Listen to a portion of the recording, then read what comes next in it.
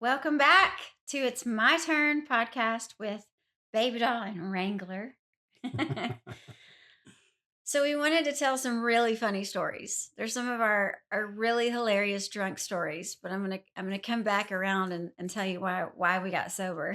I'm gonna remind you after we tell these crazy stories why we're doing this. And so one of my favorite stories, I'm honey, afraid. I'm my afraid. honey, I'm afraid. is the story I found out about when Darren was, I think you were, when you were married before and you had your membership at the Stonebriar Country Club.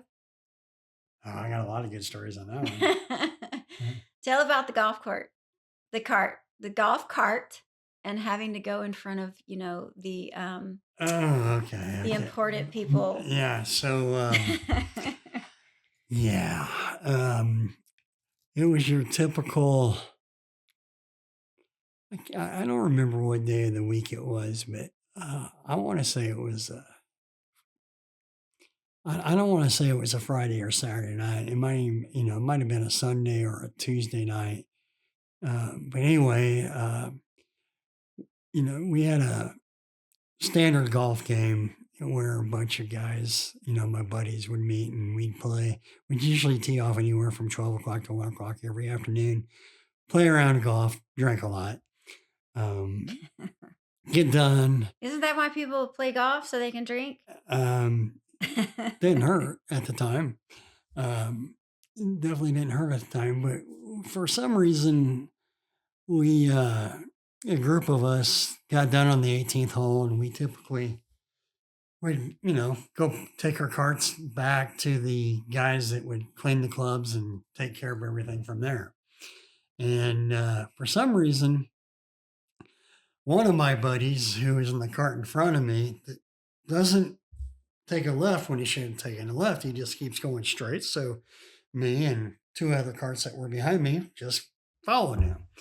Well, we make our way through the parking lot, through a parking lot of another place.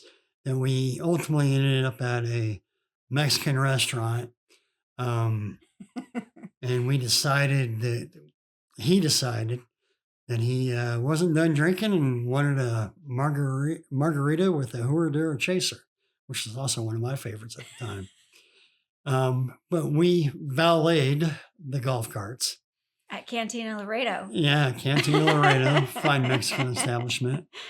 We yeah, we valeted the golf carts because obviously we knew the restaurant, we knew the valet guy, and we went in and had one, two, three, four, five, six, or seven margaritas and a lot of nachos and what have you. And by the time it was all said and done, it was probably 9:30 or 10 o'clock at night, and the golf carts were still in the valet. At the restaurant. At the restaurant, not at the golf course. Down the street. Yeah. So one of us got real smart and said, we better get these golf carts back. And we did. We took them back. And of course, a couple of the kids were waiting for us and they weren't very happy. And anyway, long story short, I got back to the people in charge of the club and we got suspended for a few weeks. The board was not happy. From the country club. From the country club. The board was not happy about what we have done.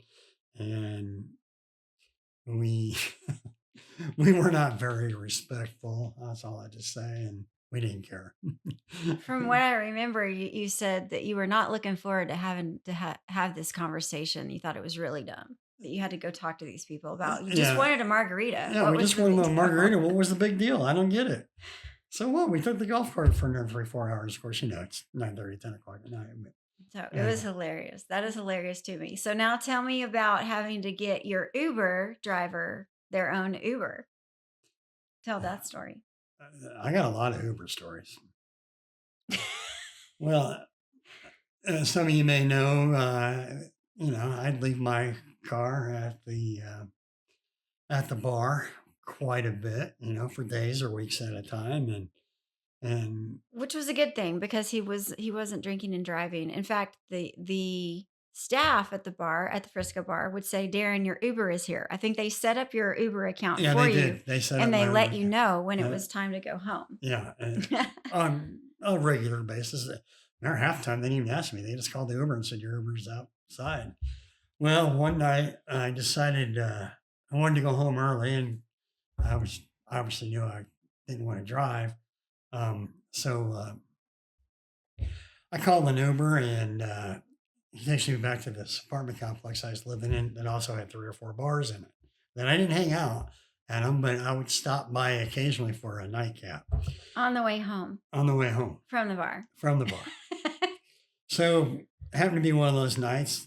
Talked to the Uber driver, and I said, "Hey, pull over to that bar right there." And I said, "You want to have a good time? I know there's going to be a bunch of pretty girls in there, and blah blah blah." And I said, "Oh, I'll take care of you." Well, Uber guy decides to join me, and we go in there, and he got so drunk that I ended up having to call him an Uber, and I had to walk home. That's funny. It's- There's so many stories about your car and the bar. well, so They would sometimes hide his car, so here's he would come back to the bar looking for his car, and it wouldn't be there. well, here's my favorite Uber story. If you really want to, here's my favorite Uber story. So Tasha just kind of led right in with the bar staff would pull tricks on me because I give them my keys, like a responsible drunk that I was, and you know, have a good time, take Uber home, and what have you. Well, one night I had a real good time, took Uber home, woke up the next morning, called. Oh, well, I woke up the next morning. I couldn't figure out if I took Uber home. I couldn't remember how I got home. Couldn't remember if I took Uber or if I actually was a dumbass, excuse my language, and drove myself. Well, I lived in this apartment complex. It was kind of unique because I had 3 floors where it was all mine. And the first floor, I had a garage and a little laundry room. The second floor was the main living area and kitchen, and the top floor was master bedroom and bath. Well, so I walked down the stairs and I peeked in my garage, and I'm like, oh, thank God I took Uber home because my car wasn't there. And so I did the normal thing. I called Uber to come pick me up to go over to the bar to pick up my car. I go to the bar and my car is nowhere to be found. I go to the bartender. I said, "All right, who's messing with me? Where's my car?" Where did you put my car? And I usually was a good sport about it. But the bartender looked at me and goes, "Darren, we didn't do anything with the car. I was here last night." Well, actually, your nickname at the bar was No, Dog. Oh, sorry. Okay, we're not going to tell that story. no, Erase, rewind. we'll leave that for another time.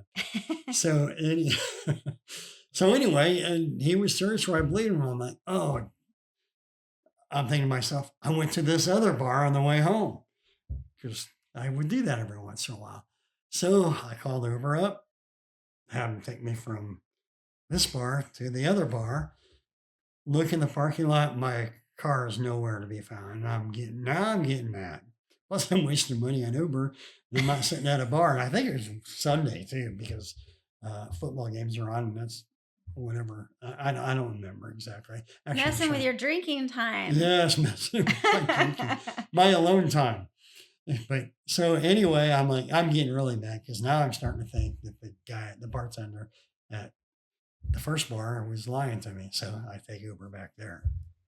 I'm like, all right, this ain't fun, man. I just wasted a bunch of money. He goes, I'm not lying to you. And he was starting to get mad at me. So then I knew, the smartness in me knew that he wasn't lying to me. So I'm like, son of a gun, what did I do last night? Oh my I'm doing this. I'm like trying to remember everything I could about last night. Finally, one of my drinking buddies Walking walks through in. the motions. Yeah, and I'm just like, oh man, what did I do this time? I hope I didn't get it. And the worst thoughts are going through my mind. Well, my buddy comes in, and I said, his name was Daniel. I said, Daniel, you know what I did with my car? And he looks at me. He goes, yeah, I was chasing you out the door because you dumb, you know what? You got in your car and drove home. I'm like, no, I didn't, because my car is not in my garage. He goes, I promise you, you got in your car and you drove somewhere. And Terrible. I was getting mad because I wouldn't believe him. So finally, I said, Daniel wasn't drinking at the time, or he was drinking, but he he wasn't drunk. So I said, all right, take me in my house, my apartment. Well, I go back to my apartment, walk in the front door, look in the garage, the car's not there. Walk up the stairways, look out the back window where my driveway is. And my car was sitting right there in the driveway. It was sitting right there in the driveway. I didn't think to open the garage door up to see if my car was there because I was convinced I pulled my car into the garage. So the whole time I thought I lost my car. It was sitting at my apartment complex the whole time. Out in the Yeah, driveway. and I spent probably $150 worth of Uber rides to figure that out. Joke's on me. So the funny story that I have is a story about being at the treatment center. You know, it's going to be a good story when it starts with, so I was at the treatment center and it was one night and it was late and there was about 12 of us, maybe 15. I can't remember exactly how many of us were there, but we were all telling drunk stories. And this girl, her name was Lindsay, and she was so cute. She was adorable, so cute.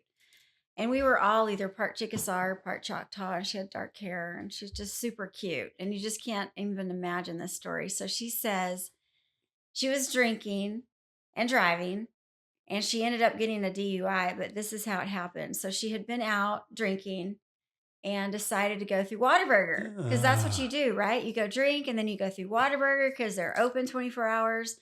So she goes through the Whataburger, gets her food, and she just goes hauling butt home. And there was I don't know if it was a police car or maybe a state trooper, but they were pulled over on the side of the road. And so when she goes flying by this cop, she has no idea that it was a cop over there. She's not paying attention at all. Her rear view mirror on her passenger side whacks the cop car's mirror, rear view mirror on his car, and she just totally whacks it off the vehicle. So she pulls over in front of him. Not knocks it off, just whacks it off. She just whacks it totally off the car. So with her mirror hits his mirror and it's gone. So she pulls over in front of the cop car and she's thinking, I'm going to help this guy out because, I didn't see him. I didn't mean to do that to his mirror, but we'll just fix it. This is her thinking. So we don't think clearly when we're drinking, you guys. Really? No, not at all. And so she pulls over and she walks straight up to the police car, picks up his rearview mirror, puts it on top of the car. She picks it up. She sticks her hand up in the air. She goes, I got it. Picks up the mirror, puts it on top of the cop car, goes straight back to her vehicle, gets back in the car, takes her Whataburger, goes home. She's a couple of blocks away from her house. So she pulls into the house, goes into the house. This police car follows her and pulls into her house, knocks on the door, and she gets a DUI. So that's my favorite drunk story, which I didn't actually do it, but it was hilarious. So we were all. I wish I would have done it. That's a great story. I only went to a treatment center one time. I was there for 31 days, and it did help. So this brings us back around to what is the ABC 1, 2, 3 of where do I start? I was waking up a couple of years every morning thinking, and you might have done the same thing, like, am I an alcoholic? And so this is what I say all the time. Like, if you're asking yourself that, you probably are. You probably have a problem. If you can stop for 30 days, maybe it's not that bad.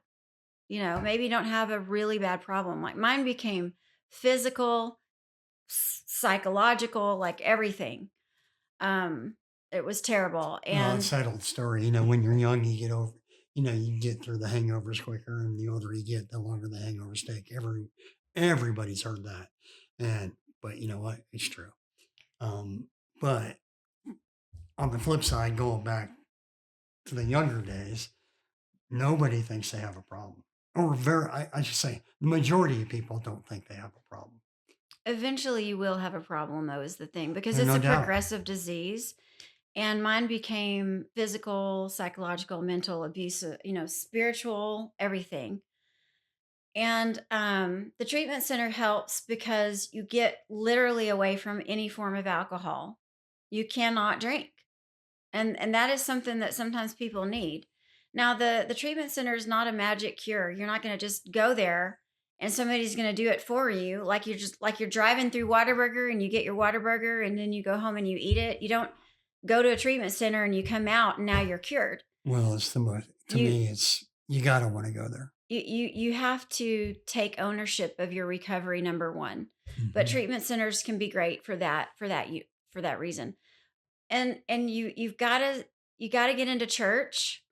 You got to get into the word. You got to develop a prayer life, and you got to have God has to get in your recovery with you. Whether you're going to AA or Celebrate Recovery or whatever form or fashion you're going to choose, you got to have God in your recovery. So you got to take ownership. You got to have God in your life. You got to develop your prayer life. You've got to have that spiritual change in your being to be able to get recovered and stay recovered. And God will redeem every part of your life. Did you want to say something on Well, kind of about the funny stories. You know why? You know why they're funny? It's because they're absolutely embarrassing. Yeah. That's why they're funny.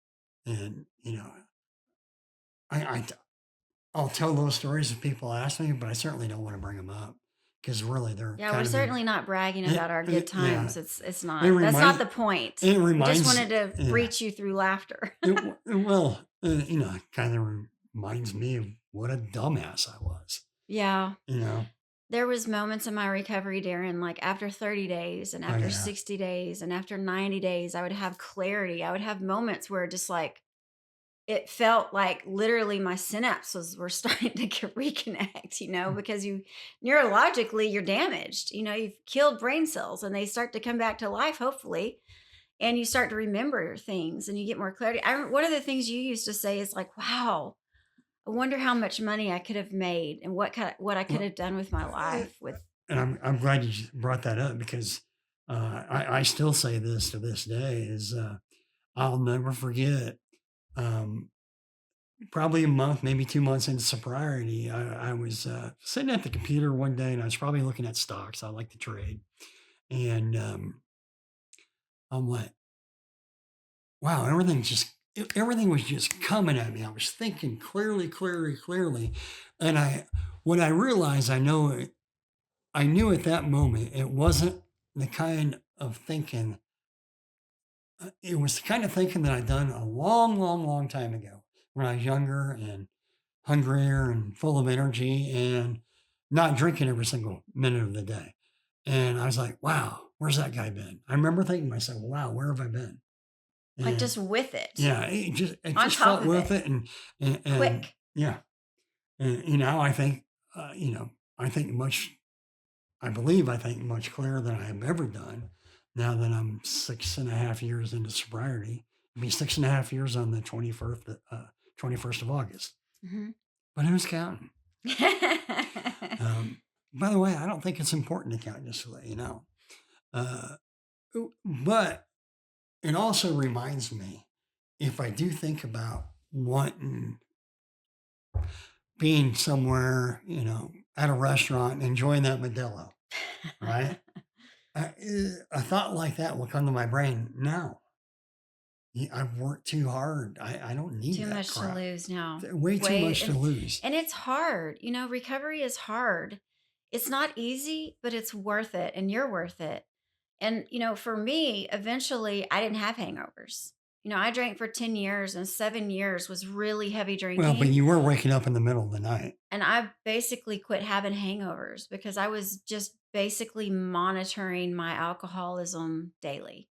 Oh, you were doing S- it on a 24-hour basis. Yep. You were just saying how you'd have a 3 o'clock in the morning drink to go back to I would sleep. I would get up in the morning. The first thing I did was have a double. You were pickled. And then I was a pickle. You know, And isn't that how they pickle vegetables? You put them in alcohol and so they don't, well, well, I said all that to say, like, I remember when we were getting getting sober together, and we would wake up and be so glad that we could remember last night, and wake up and be so glad that I didn't have to drink in the middle of the night to keep going, Yeah. and that I didn't have to drink while I was getting ready in the morning, and I didn't have to drink headed out the door in the car business and driving around I, with alcohol in a water bottle in my car. for there's several reasons why I got but actually, and I say fun for me by not drinking is like simple things like not waking up in the morning looking over at you and saying, instead of saying I love you, it used to be I'm sorry. I'm sorry Yeah. for last night. Good morning, I'm sorry. And half the time I didn't even know what I was saying sorry Just for. the constant apologizing, Yeah. like you were talking about apologies at the bar, and just the constant. It's so nice to wake up and feel good, Yeah. you know. And the third thing is choose your heart. Like you got to make the decision you're going to do it. And you got to want to do it no matter what. And you got to own your recovery and decide how you're going to do that and how it's going to work for you. And you got to have God in it. That's number 2. And then the third thing is choosing your heart. Robert Downey Jr. has a video about talking about hugging the cactus for a little while. Yeah. Just you got to do whatever you have to do. And that's a good video, by the way. Mhm. Um, Because it gets easier. and I'll repeat this again. Excuses are going to pop in your head almost instantly. Block them. Somehow, some way, block your bullshit excuses. That's well Because said, that's what honey. they are. They're bullshit. If you got excuses, they're bullshit. And excuse my Yes, language, but that's exactly what they are. it is. And all they do is hold you back. And I don't care what your background is, where you're living. I don't care where you come from. You get rid of your excuses and help yourself first, not for anyone. Help yourself first. You can get there. You can get there easily. And there's a lot of great people like my beautiful wife that want to help. I want to help, but she's better at it. She's way better at it. And get involved in the church. You know, church, Yes. church, church. Because they all want to help. Yes, there are people to help you. That's 100% true. So thank you, honey, for being on here. Thank you for sharing your stories, the good, the bad, and the ugly. And I just want to Did be I get ugly enough? Yeah, we got there. We told some pretty real stories. And I just want to encourage you to stay tuned and keep following me on Instagram and Facebook and TikTok and babydollmartin.com and YouTube. This will come out on YouTube.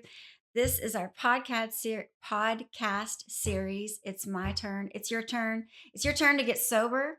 It's my turn to have the life I really wanted. And God can reach into your life and pull all the bad junk out. It doesn't matter how far down you've gone. It doesn't matter if you're coming out of prison, coming out of a treatment center. We can put together a plan for you to stay sober, and we've got programs, we've got workbooks, we've got modules, we've got so many things coming out down the road that are going to be helpful to you. So follow me, go to my website, babydollmartin.com, and click on sober and do a discovery call. And we just want to, you know what, we're going to pray you out. Father God, I want to pray for that one person that's listening that just feels like they're at the end of their ropes, that just feels like there's no way out, like they've just messed it up too bad. And I just want to reach into their hearts and their soul and their mind and tell them that God never gives up on you, that you were created as his workmanship, you are his masterpiece, and you are created for good works, and you still have life to live. And I just pray that you would see what God sees and see yourself the way God sees you, and that you would hear God speaking to you, that you are worth it, you are valuable, and that it's not over, that you can get sober, you can clean out the wreckage of your past. And we're praying for you, and we're cheering for you, and we're on your team, and we love you, and sober up. Amen.